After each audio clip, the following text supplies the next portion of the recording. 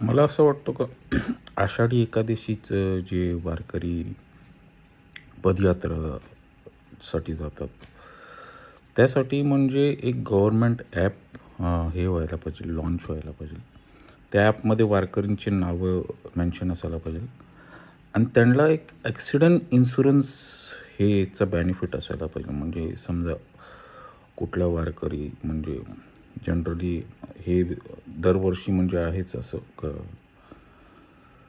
Truck, tempo म्हणजे वारकरी जेव्हा चालत असतात रस्त्याच्या किनाऱ्यावर, तेव्हा टेम्पोची धडक लागणे, ट्रकची धडक लागणे.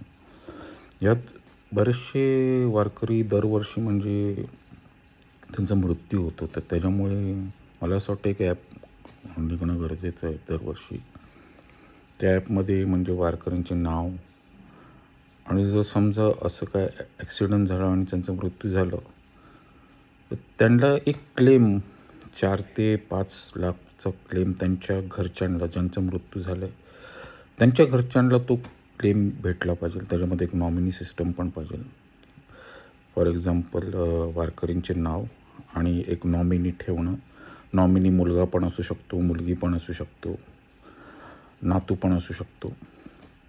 तर तसा एक गव्हर्नमेंटने एक ॲप काढायला पाहिजे आणि जे दरवर्षी म्हणजे जे वारकरी आहेत त्यांचं नाव रजिस्टर, जसं अमरनाथला जाताना कसं रजिस्टर करायला लागतो सुरुवातीला नाव वगैरे सगळं काय.